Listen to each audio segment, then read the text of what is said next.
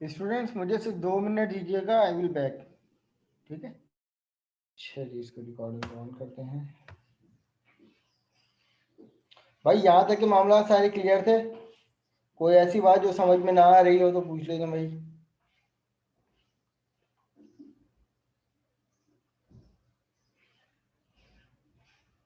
Clear है, आगे बढ़ जाए फिर।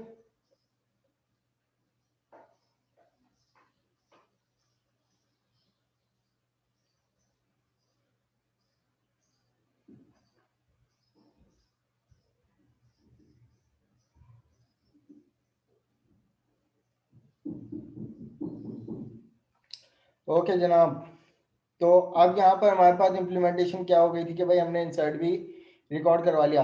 अब जनाब हमें रिकॉर्ड अपडेट करवाने से पहले ये काम ये करना है कि भाई अब हमें अपडेट कैसे करवाना है रिकॉर्ड। अब ये मेरे पास लिस्ट यहाँ पर जनरेट हो जाएगी जब मैं अपनी एप्लीकेशन को रन करूँगा। अब फॉर इंस्टेंस कि मैंने यहाँ से किसी भी स्टूडेंट को यहाँ से पिक करना है, कि जैसे मैं अपने नाम को पिक कर लेता हूँ, तो मेरा जो पूरा रिकॉर्ड है यहाँ पर, अगर मैं इसको दोबारा से एग्जीक्यूट करता हूँ तो जो मेरा पूरा रिकॉर्ड है कि वो ईमेल की टेक्स्ट फील्ड पे यहाँ से उठ के आ जाए, सिटी की टेक्स्ट फील्ड पे ये उठ के आ जाए और नेम की टेक्स्ट फील्ड पे ये उठ के आ जाए। अब उसके बाद मैं उसको कुछ भी अपडेट करूँ, कोई भी नाम चेंज कर दूँ या कोई भी चेंज कर दूँ तो ये अपडेट हो जाए। तो सबसे पहले तो हमें ये काम करना है ना कि भाई मैं यहाँ से कोई भी एलिमेंट सेलेक्ट करूँ, आइटम सेलेक्ट करूँ, तो उसका पूरा रिकॉर्ड अपनी अपनी रिस्पेक्टिव टेक्स्ट फील्ड पर उठ के आ जाए। तो ये काम हम किस तरीके से करते हैं और ये काम हमें करना कहाँ पड़ेगा, अब आप लोग मुझे बताएंगे। आपको याद है हमने आइटम की वैल्यू यहाँ से सेलेक्ट करके लेबल में जनरेट करवाई थी, तो कौन से इवेंट पे काम किया था? इसके इवेंट पे काम किया था। हम इस पर डबल क्लिक करके इसके इवेंट पे चले जाएंगे। और इसका इवेंट कौन सा होता है? सेलेक्टेड इंडेक्स चेंज, इंडेक्स से वैल्यू पिक करेगा ना ये। तो अब हमें यहाँ पर क्या काम करना पड़ेगा कि सबसे पहले कनेक्शन डॉट ओपन और कनेक्शन डॉट क्लोज, और उसके अंदर हमें क्या करना पड़ेगा कि भाई SQL data adapter ADP TR equal to new SQL data adapter. It contain two parameter, one for the query and second for the connection. और जनाब क्यूरी में हम क्या लिखते हैं कि भाई select static from student। क्या ये इतनी क्यूरी काफ़ी है? आप लोग मुझे बताएं, मुझे नहीं पता, क्या इतनी क्यूरी काफ़ी है?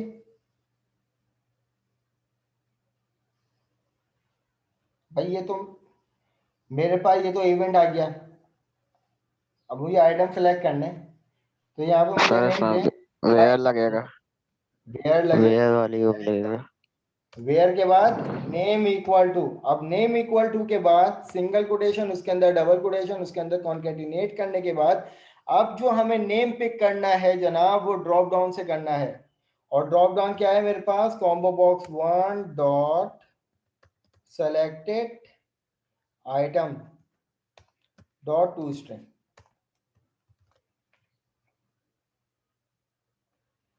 ठीक है, ये बात कितनों को समझ में आई? हमें ये वाला काम करना है ना कि भाई मैं यहाँ पर जो ड्रॉप डाउन है, ड्रॉप डाउन से आइटम पिक करूं, ये आइटम पिक हो गया और ये आइटम ये वैल्यू किसकी है? नेम की है, तो मैंने यहाँ पे लिख दिया वर्ड नेम। और नेम के बिहाफ पे मैं पूरा रिकॉर्ड डिस्प्ले कर रहा हूँ। यहाँ पर नेम भी आएगा, उसमें सिटी भी आएगा, ईमेल भी आएगा। किसके बिहाफ पर? नेम के बिहाफ पर। और नेम कहाँ से आ रहा है? कॉम्बो बॉक्स से आ रहा है। ये वाली बात सबको क्लियर है? एक्नॉलेज करो भाई मुझे। यस सर क्लियर है। अच्छा, अब हमें क्या करना है? अब हमें ये करना है कि भाई क्या करना है, नेक्स्ट लाइन पे आएंगे। डाटा टेबल की क्लास यूज करनी है, dt इसका ऑब्जेक्ट बनाना है equal to new data table. Then उसके बाद एडॉप्टर डॉट फिल करना है और उसके मेथड में हमने dt का ऑब्जेक्ट पास करना है। पूरा डाटा उठ के आ गया। जनाब हमें क्या करना है कि भाई कॉम्बो बॉक्स से नेम पिक करें और डेटाबेस से पूरा डेटा उठा के रिस्पेक्टिव टेक्स्ट फील्ड्स पे लाके दे दे। तो फॉर ईच यहाँ पे भी यूज होगा। हमने भाई यहाँ पर भी फॉर ईच का इस्तेमाल कर लिया। फॉर ईच के लिए यहाँ पर भी वही वाला काम होगा जो हमने लास्ट किया था कि भाई data raw dr in dt dot Ross. ठीक है जनाब। Text box one dot text में प्रिंट हो जाए, text box one dot text में प्रिंट हो जाए dr। ये मांगेगा कौन सा, जो टेक्स्ट बॉक्स वन जो है वो नेम की फील्ड है, तो वो यहाँ पे आके name in the form of string print हो जाए। इसी तरीके से टेक्स्ट बॉक्स टू में डॉट टेक्स्ट में प्रिंट हो जाए dr, उसका कौन सा कॉलम था, ये आ जाए city dot to string. City column name था ना, यहाँ पे आ गया सिटी। और इसी तरीके से ईमेल,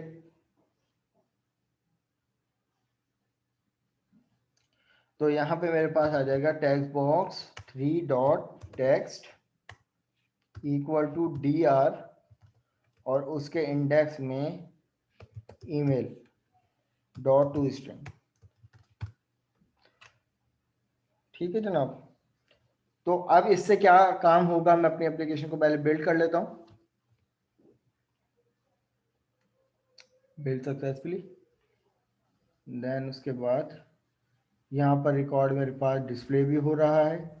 सारा के रिकॉर्ड को पिक करता हूँ, तो देखिए क्लास सारा का रिकॉर्ड यहाँ पे पिक हो गया। मैं यहाँ पे अबू बकर के रिकॉर्ड पिक करता हूँ, तो यहाँ पे अबू बकर के रिकॉर्ड भी डेटाबेस से भी भाई चेक कर लो ताकि तसल्ली हो जाए। वही डेटाबेस से भी रिकॉर्ड हमारे पास सही उठ के आ रहा है। ठीक है। अब आपकी अपनी मर्जी के भाई, अब अपने ड्रॉप डाउन को जिस तरीके से भी स्टाइल करो। मैं फॉर एग्जांपल मैं यहाँ पर अली लिखूं तो मेरे पास सजेस्टेड लिस्ट आ जाए, या मेरे पास अपेंडेड लिस्ट आ जाए, या मेरे पास सजेस्ट अपेंडेड आ जाए। तो ये तो मैंने आप लोगों को स्टाइल बता दिया था, वो आप लोग अपनी एप्लीकेशन को खूबसूरत बनाने के लिए वो इस्तेमाल कर सकते हैं। भाई ये बात समझ में आ गई। अब हमें अगला काम ये करना है कि भाई मैं किसी भी रिकॉर्ड को अपडेट कर दूं, यहाँ पे चेंज कर दूं, जैसे अबू बकर को अबू बकर जैदी कर दूं या कुछ भी कर दूं। अपडेट का बटन क्लिक करूं, जो भी वैल्यू अपडेट होगी वो मेरे पास यहाँ पे अपडेट होगी। नेम होगा तो वो नेम मुझे अपडेटेड नेम यहाँ पर दिखा देगा।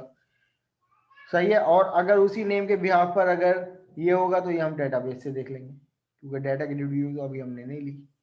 आप लोग डाटा की रिव्यू भी ले सकते हो।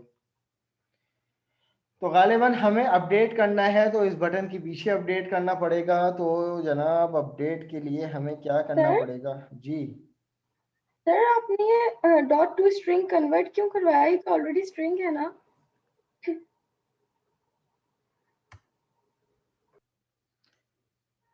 सही है। Can not implicit type object type है जनाब। ये क्या है, इसकी जो टाइप है ना, स्ट्रिंग नहीं है, इसकी टाइप ये है dr। Okay sir. ठीक है, इसको स्ट्रिंग में कन्वर्ट करवाना जरूरी है, क्योंकि इसकी जो टाइप है ना वो स्ट्रिंग है। अगर इसकी जगह कोई वेरिएबल होता तो हम उसको उसको इस तरीके से लिखते। फॉर एग्जांपल अगर कोई यहाँ पर इंटीजर आईडी का कोई वेरिएबल होता तो हम पहले यहाँ पे करते इंटीजर डॉट पार्स, फिर उसके अंदर हम लिखते हैं यहाँ पर dr, उसके अंदर आईडी का कोई वेरिएबल, ठीक है, और डॉट टू स्ट्रिंग, इस तरीके से लिखते।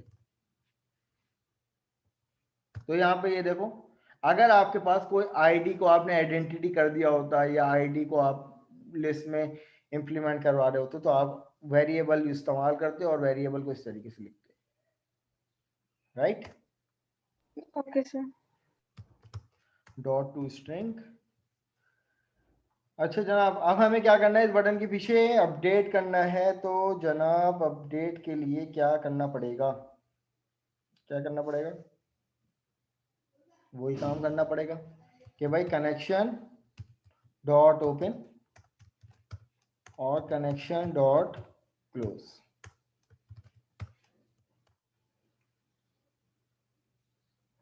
फिर हमें क्या करना पड़ेगा कि SQL command cmd equal to new SQL command, or it contain two parameter, one for the query, second for the connection. अब मैं जिस टाइम जिसको पिक जिसका नाम कॉल करूं, काइंडली मुझे वही बंदा जो है वो आंसर दे।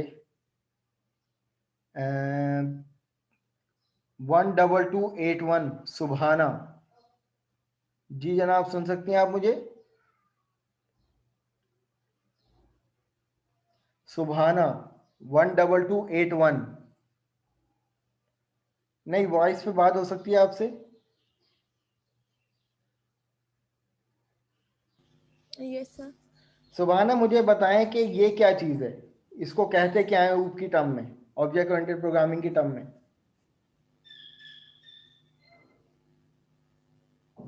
सर कमांड देंगे ये हम।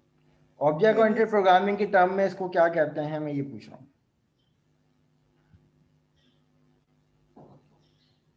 ये क्या है?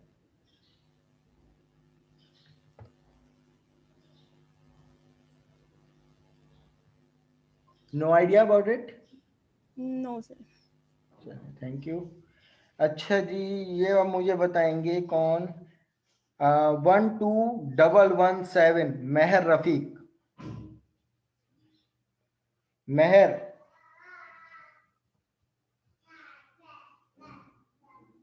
मेहर आपको आवाज आ रही है मेरी?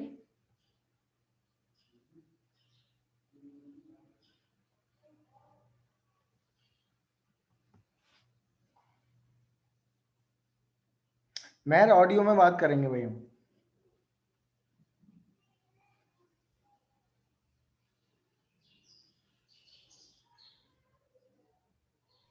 जी सर।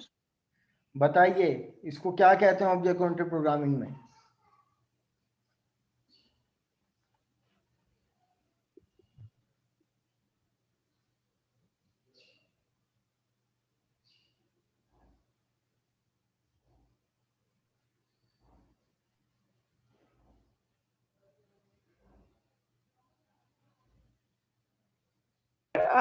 पैरामीटर है गिवन, तो कहते क्या है, होता क्या है ये? कंस्ट्रक्टर है। हाँ, क्यों, कौन से टाइप का कंस्ट्रक्टर है ये? Parameterized constructor. पैरामीटराइज कंस्ट्रक्टर है, वेरी गुड, बिल्कुल ठीक है। तो इसमें कितने पैरामीटर नजर आ रहे हैं आपको? सर दो। दो, कौन कौन से? एक ये कमांड का और एक ये very good, connection. Very good, excellent. तो सुभाना, ये जो थी एक क्लास थी, क्लास का ये ऑब्जेक्ट था। न्यू के कीवर्ड के बाद किसी भी क्लास का कंस्ट्रक्टर कॉल होता है। ये आज हमारी लैब है, इस लैब नंबर 6 जो है वो कंस्ट्रक्टर की है। कंस्ट्रक्टर क्योंकि पिछली क्लास में भी आप लोगों को पढ़ा दिया था, तो इसलिए आज हम विंडोज फॉर्म पे इम्प्लीमेंट कर रहे हैं। तो ऊप की तो टर्म्स यूज हो रही हैं भाई, इनको जहन में रखें, फंस जाएंगे आगे जाके किसी ने सवाल कर लिया तो आपके टीचर आपको यहीं पे पकड़ लेंगे। भाई बताओ अपने प्रोजेक्ट में ऊप कहाँ इस्तेमाल हो रही है? बताओ कौन सी क्लास है, कंस्ट्रक्टर दिखाओ, कौन से कंस्ट्रक्टर है, पूछ सकते हैं। फंस जाओगे भाई फिर आप लोग।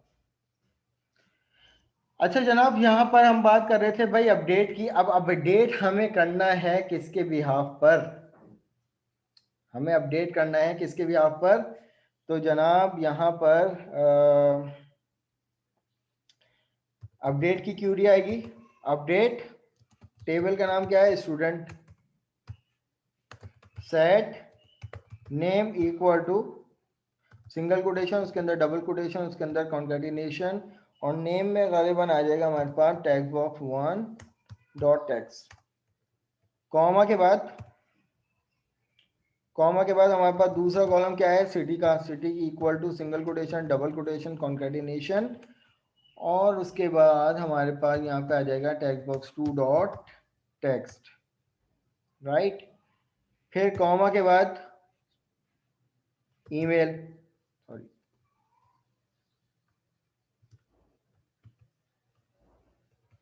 कॉमा के बाद हमारे पास यहाँ पर आ जाएगा email equal to single quotation double quotation concatenation,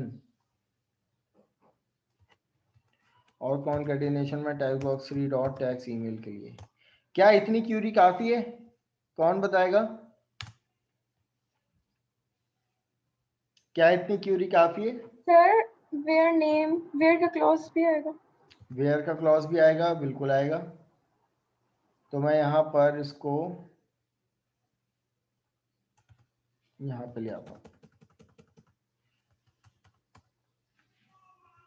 ठीक है। तो मैं यहाँ पर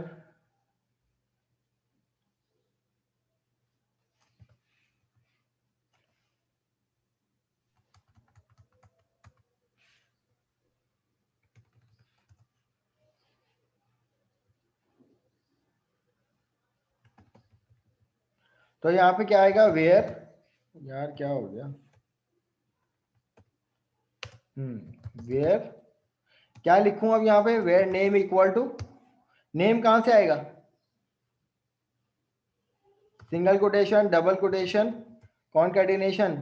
यहाँ पे कमांड कौन बताएगा? नेम कहाँ से आएगा जनाब? नेम कॉम्बो बॉक्स से आएगा, combo box 1 dot combo box है। Selected items dot to string.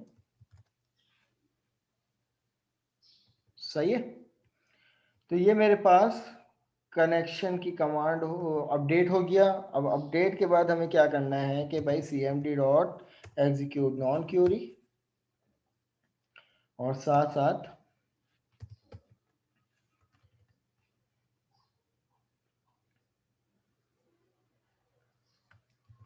यहाँ से कॉपी करके यहाँ पे पेस्ट कर लेते हैं। और फिर उसके बाद आप यहाँ पर मैसेज बॉक्स दे दो। हमने यहाँ से भी मैसेज बॉक्स उठाकर कॉपी कर लिया, देन उसके बाद डिस्प्ले भी करवा लिया। Record updated. कोई कमी पेशी है तो बताएं भाई कोड में जो नजर आ रही हो आप लोगों को।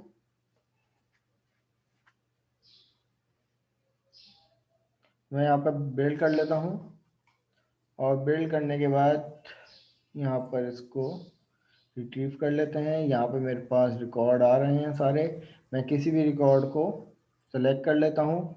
मैं इसको कराची से अगर लाहौर कर देता हूँ तो मेरे पास रिकॉर्ड अपडेट हो गया, टेक्स्ट बॉक्स क्लियर हो गई। मैं दोबारा से अफान के रिकॉर्ड को सिलेक्ट करता हूँ तो यहाँ पे देखिए क्या आ रहा है, रिकॉर्ड लाहौर का आ रहा है। मैं इसको दोबारा से एग्जीक्यूट करता हूँ तो अफान का रिकॉर्ड जो है वो यहाँ पर अपडेट हो गया। इसी तरीके से यहाँ से किसी भी और के रिकॉर्ड को पिक कर लेते हैं। यहाँ पर अहमद को चेंज करके कर देते हैं आहिल कर देते हैं, ठीक है। तो यहाँ पर मैंने अपडेट कर दिया रिकॉर्ड, तो ये अहमद की जगह अब लिस्ट में आहिल हो जाएंगे, ठीक है जनाब। तो ये हमारे पास इस तरीके से अपडेट हो जाएगा। शश के आप लोग कुछ अपनी रिक्वायरमेंट के मुताबिक कर सकते हैं, उसमें कोई मसले की बात नहीं है। अच्छा, अब हमें फाइनली क्या करना है? डिलीट करना है रिकॉर्ड को। और डिलीट कैसे करेंगे कि भाई मैं किसी भी रिकॉर्ड, किसी भी स्टूडेंट को पिक करूं, डिलीट का बटन क्लिक करूं, उसका पूरा रिकॉर्ड जो है वो डिलीट हो जाए। तो अब इसके लिए सिंपल क्या करेंगे कि भाई डिलीट के बटन पे चले जाएंगे, और जो काम हमने इसके लिए किया है वही काम हम यहाँ पर इसके लिए कर देंगे। बस यहाँ पर हमारी क्यूरी चेंज हो जाएगी। क्यूरी क्या हो जाएगी हमारे पास कि भाई delete from student where name equal to, यहाँ से नेम उठ के आ जाएगा। और मैं यहाँ पे कह देता हूँ कि भाई रिकॉर्ड डिलीटेड, ठीक है जनाब। तो मैं यहाँ पर इसको स्टार्ट कर लेता हूँ। तो मैंने यहाँ से किसी भी रिकॉर्ड को पिक किया, मैंने यहाँ पर ABC के रिकॉर्ड को पिक किया, डिलीट किया, रिकॉर्ड डिलीट हो गया। और ABC का रिकॉर्ड अब यहाँ पे नहीं है। किसी भी रिकॉर्ड को पिक कीजिए, डिलीट कीजिए, और यहाँ पर अब ये रिकॉर्ड नहीं है यहाँ पर। तो हम यहाँ पर डेटाबेस में भी देख लेते हैं। तो यहाँ पर मेरे पास सारा का भी रिकॉर्ड, ABC का रिकॉर्ड भी सबका डिलीट हो चुका है। क्लास यहाँ पर अगर मैं आप लोगों से एक सवाल करूँ वो ये कि जनाब अगर मैं कोई रिकॉर्ड नहीं देता यहाँ पर तो ये तब भी रिकॉर्ड इंसर्ट करवा देगा, और यहाँ पर नोटिस कीजिए एक एम्प्टी रिकॉर्ड आ गया। मुझे ये चीज़ रोकनी है कि ये चीज़ ना हो। फ्रंट एंड से कैसे रोकूंगा? सर वो इफ की कंडीशन लगाएंगे कि टेक्स्ट बॉक्स पे लो इफ सारे। की कंडीशन लगेगी। सही है, वही वाली कंडीशन आप लोग उठाकर चेप देंगे। कौन सी? कि भाई text box 1 is not equal to null, text box 2 not equal to null, और सबके दरमियान कौन सा ऑपरेटर लगेगा, कौन सा लॉजिकल ऑपरेटर लगेगा? एंड का ऑपरेटर लगेगा। एंड सही है भाई। यहाँ तक के कोई सवाल है तो पूछ लें। हमारा मकसद जो था वो ड्रॉप डाउन के कंट्रोल को समझना था। ये तमाम इम्प्लीमेंटेशन आप कर चुके हो, रिपीट हुई है। मकसद सिर्फ ये था कि भाई ड्रॉप डाउन का कंट्रोल क्या है, किस तरीके से इसको अचीव करेंगे। डाटा ग्रिड व्यूज पे से भी हमने वही वाला काम किया था, और ड्रॉप डाउन से करने के लिए हमें लूप की जरूरत पड़ती है। क्लास देखें, लूप हमेशा तब इस्तेमाल होगा जब आपने किसी भी कलेक्शन को किसी भी लिस्ट टाइप के कंट्रोल पे इंप्लीमेंट करना पड़ेगा। क्योंकि आप यहाँ पे देखिए ना, हमारे पास ये मल्टी डायमेंशनल एरे है, एक रॉज एंड कॉलम। इसमें से हमें एक डायमेंशन को उठाना था, एक एरे को उठाना था, क्योंकि यहाँ पर जो लिस्ट थी वो क्या थी, वो कोई ना कोई एक ही टाइप की लिस्ट बनेगी। या तो उसमें नेम आएंगे, या तो कोई उसमें सिटीज आएंगे, या तो ईमेल आएंगे। तो वहां पे लूप का इस्तेमाल कर लिया हमने। तो लूप ने क्या किया, पूरे कलेक्शन को रीड कर लिया। फॉर ईच के लूप को जरूरत नहीं होती कि उसको ये बताओ कि भाई स्टार्टिंग पॉइंट क्या है, एंडिंग पॉइंट क्या है, किस फ्लो में चलेगा। तो प्रोग्रामिंग फंडामेंटल में भी हम लोग जो लूप पढ़ते हैं तो वो यही पढ़ते हैं कि भाई पहले इनिशियल लेवल पे 3 लूप पढ़ते हैं, फॉर लूप, व्हाइल लूप और डू व्हाइल लूप। सही है। फिर फॉर ईच हम लोग किसके साथ पढ़ते हैं, एरे के साथ पढ़ते हैं, फाइलिंग के साथ पढ़ते हैं कि भाई आपको डायरेक्टरी में अगर कितने नंबर, जितने भी नंबर ऑफ फाइल्स हैं आपको अगर वो करनी है, क्या करनी है भाई, काउंट करनी है, या वॉट एवर यू वांट। अब क्लास मुझे एक आइडिया दीजिए, क्या फॉर एग्जाम्पल मेरे पास यहाँ पे एक लिस्ट थी। अब उस लिस्ट के में नंबर ऑफ एलिमेंट है, मुझे उसको काउंट करना है। चलो ये एक छोटा सा क्विज है तुम लोगों का, कैसे करोगे, लेकिन नंबर नहीं है भाई इसके। चलो मुझे बताओ कि फॉर एग्जाम्पल मैं यहाँ पर एक लेबल ले लेता हूँ। सही, यहाँ पर एक लेबल ले लिया। चलो मैसेज बॉक्स ले लेते, हम लोग कुछ भी कर लेते। और इस लेबल पे को मैंने अभी फिलहाल इसकी प्रॉपर्टी विजिबल को फॉल्स कर दिया, और इस लेबल का नाम है लेबल 5। अब जब मैं अपनी एप्लीकेशन को रन करता हूँ, सही है, तो भाई मुझे या तो आप यहाँ पर एक बटन क्लिक करोगे, भाई बटन के थ्रू आप यहाँ पर नजर लगाओगे भाई कितने नंबर ऑफ एलिमेंट है इसमें, मुझे काउंट करना है। सर वो जो फॉर ईच लूप चल रहा है उसके अंदर अगर हम कोई वेरिएबल इनिशियलाइज करवा दें, उसकी जो डिफॉल्ट वैल्यू 0 रख दें, तो जैसे वो लूप चलता रहे उसमें इंक्रीमेंट होता रहे। हाँ सही है, मैं यहाँ पर एक बटन उठा लेता हूँ, ये वाला मैंने बटन ले लिया, और इस बटन का नाम है बटन नंबर 4, और इसके अंदर ये वाला कोड था। अब इस बटन के पीछे मुझे बताओ मुझे क्या करना चाहिए ऐसा कि जो मैं कॉम्बो बॉक्स से जितने भी नंबर ऑफ आइटम है उनको काउंट कर रहा हूँ और इस पे प्रिंट कर रहा हूँ।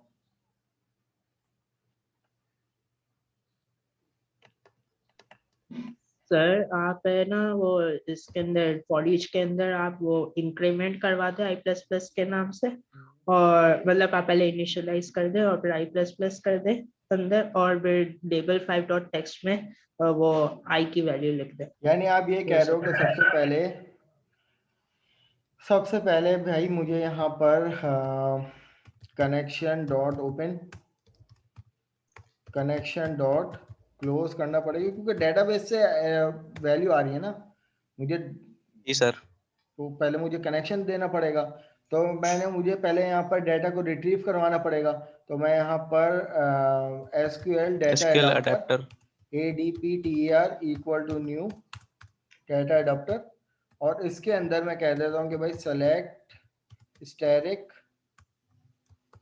फ्रॉम स्टूडेंट, सही है, सेकंड फॉर द कनेक्शन।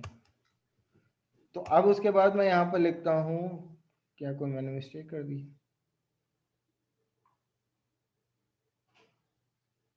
मैं यहाँ पे लिखता हूँ data table DT equal to new data table,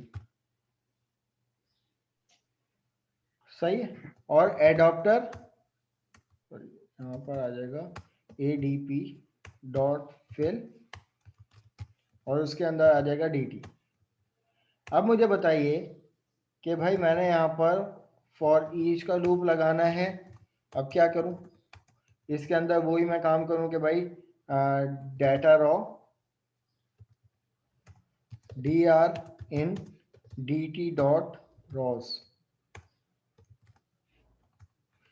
अब क्या करूँ, आप लोग क्या कह रहे थे? सर आप पहले इनिशियलाइज करें फॉर ईच से पहले एक integer I is equal to 0। I equal to 0 कर दिया। नहीं वो से मतलब फॉर ईच से पहले, फॉर ईच से पहले करूँ, चलो यहाँ से उठाकर मैंने फॉर ईच से पहले एक I का वेरिएबल इनिशियलाइज कर दिया। अब क्या होगा, अब जब ये वही जो आपने लिखा था तो मैंने यहाँ पे लिख देता हूँ label 5 dot text equal to dr, मैं तो ये लिखा था dr के अंदर आ जाएगा नेम, और ये तो पूरा कलेक्शन डॉट टू स्ट्रिंग। लेकिन मुझे ये वाला काम तो नहीं करना, ये तो मैं ड्रॉप डाउन में करना है, मुझे तो कलेक्शन उठा के लेके आएगा। अब यहाँ पे मैं क्या करूँ? नहीं सर, मैं ये कहना चाह रहा था कि लेबल 5 डॉट टेक्स्ट है ना, वो फॉर मतलब इंक्रीमेंट होगा ना फॉर ईच के अंदर। तो क्या करूँ यहाँ तो पे? जो आपने पहले लेबल वो जो फॉर ईच जो आपने पहले फॉर ईच का वो किया था वही करना है, और अंदर I प्लस प्लस करना है। ये इसके अंदर यहाँ पे I प्लस प्लस करना है? नहीं यहाँ नहीं, इस फॉर ईच लूप के अंदर ही I प्लस प्लस करना है, टेक्स्ट बॉक्स में नहीं करना कुछ भी। अच्छा वही है। चलो मैंने यहाँ पे कह दिया कि भाई I प्लस प्लस, ये कह रहे हो? हाँ ये अंदर अंदर फॉर ईच के और मैं यहाँ पर I डॉट टू स्ट्रिंग कर दूं, ये कह रहे हो? हाँ ये है, लेकिन है ना लूप से बाहर होना चाहिए, लूप से बाहर, मतलब ये लेबल 5 डॉट टेक्स्ट वाला। हाँ चलो मैं यहाँ से उठाकर यहाँ पे लिख देता हूँ, राइट? यस अब चलाओ, हो जाएगा इंशाल्लाह। चलो चेक कर लेते हैं भाई, कोशिश जरूरी है, देखो गलत सही तो हम लोग करते रहते हैं। मैं यहाँ पर इसको अपडेट पे क्लिक करता हूँ, तो यहाँ पर देखो ये तो कुछ भी नहीं हो रहा। फिर वो विजिबल नहीं की ना प्रॉपर्टी। कर तो दी, प्रॉपर्टी विजिबल। अच्छा, हाँ, सही है।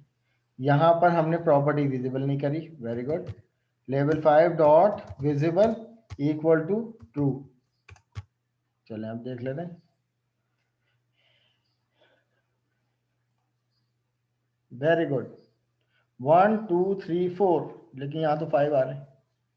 सर वो 5 खाली है ना, हैं? जो उसके आपने बाद इंसर्ट 5 किया है, था। वेरी गुड, एक्सलेंट, ठीक है जनाब, थैंक यू। तो ये हमारे पास ये कहानी हो गई। लेकिन जनाब इसका एक तरीकेकार ये भी होता है कि भाई अगर मैं फॉर सपोज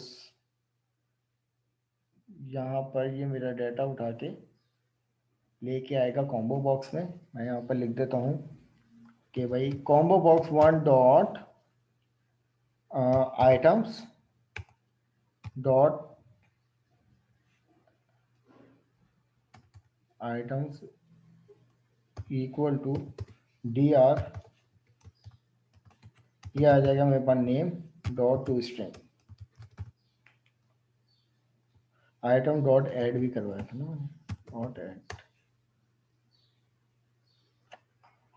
क्या किया था मैंने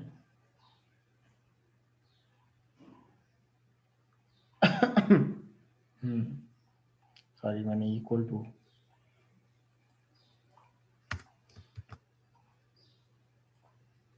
ये आ जाएगा जनाब कुछ इस तरीके से।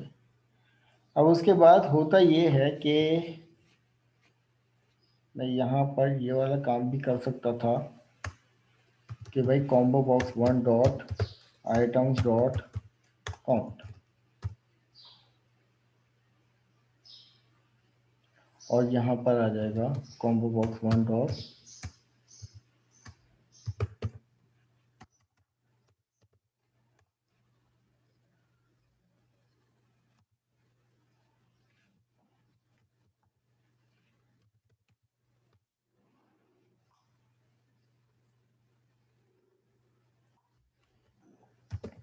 label number 5 dot text equal to combo box 1 dot items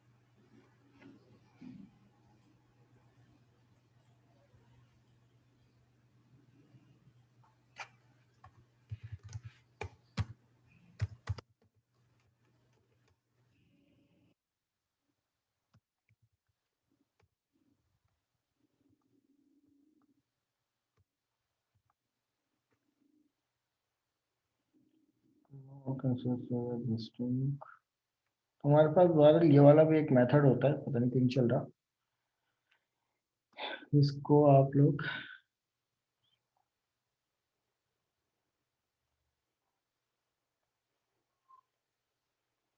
dot count dot to string, sorry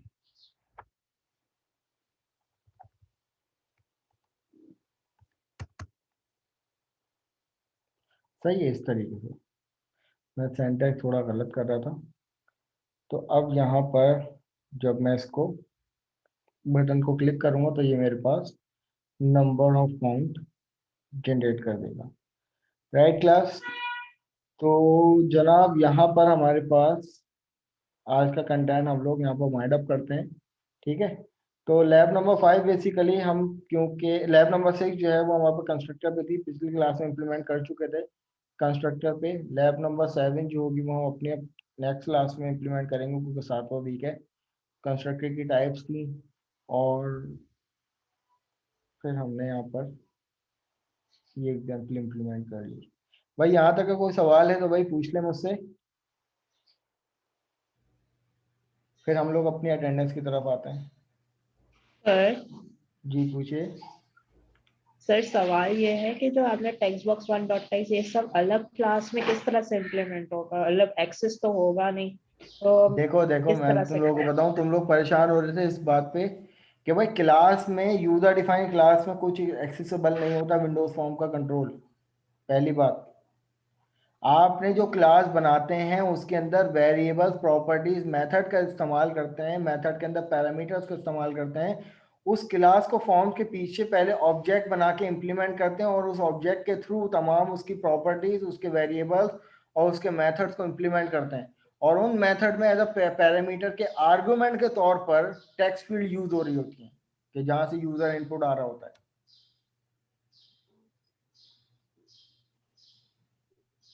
समझ आई ये बात? तो क्लास के मैंने अंदर कोई पैरामीटर्स कंट्रोल, जी जी, लेकिन फिर भी वो इम्प्लीमेंट हो ही नहीं रही थी। मतलब अगर टेक्स्ट मुझे बॉक्स लेबल हमेशा अपनी फॉर्म की क्लास में इंप्लीमेंट होंगे, टेक्स्ट बॉक्स हमेशा अपनी फॉर्म की क्लास में इंप्लीमेंट होंगे।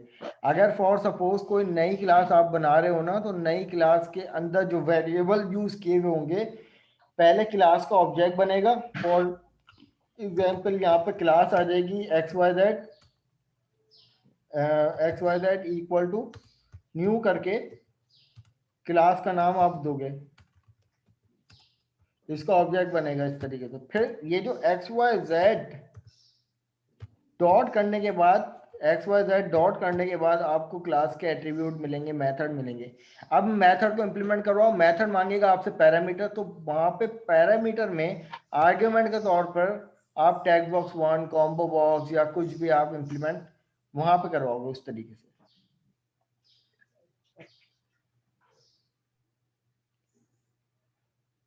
तो जनाब यहाँ पे हमारी ये वाली मीटिंग भी एंड होने वाली है, आप लोग दोबारा ज्वाइन कीजिएगा। हम लोग